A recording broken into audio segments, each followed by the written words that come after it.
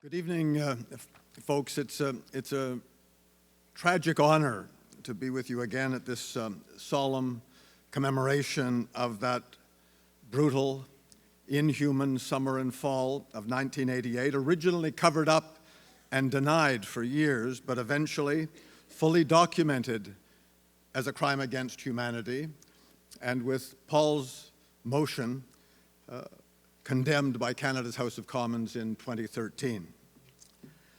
But while we lay these roses and reflect on the horrifying evidence of the Montessori papers and letters, survivor testimony, Professor Abrahamian's book, and the Robertson report, we think as well of the hundreds of thousands who have been persecuted since, imprisoned, tortured, raped, executed, political prisoners, students, pro-democracy demonstrators, journalists, gays, other persecuted minorities, and particularly Baha'i.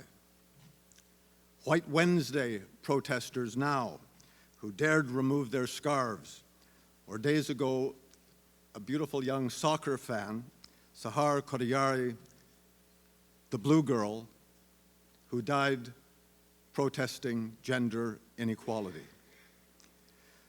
Over the past 4 years, Canadian parliamentarians have joined in bipartisan solidarity to strongly encourage the Government of Canada to do more.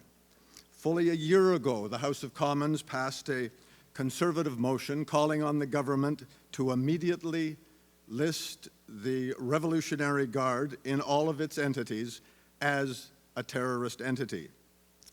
2 years ago, after initial government resistance, the House of Commons passed a Conservative bill, the Magnitsky Act.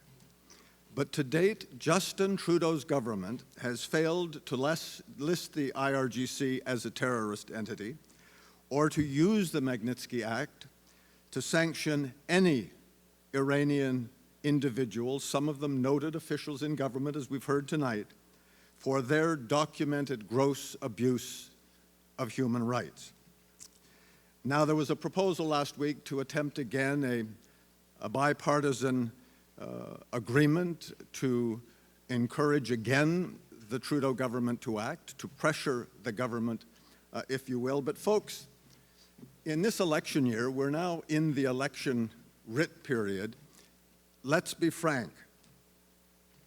It's too late to encourage, to pressure Justin Trudeau's government.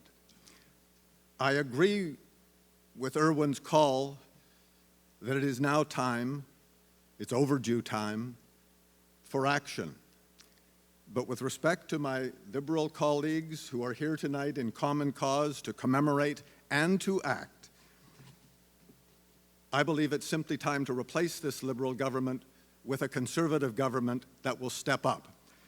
The time is overdue for the Iranian regime to be held properly accountable. Thank you.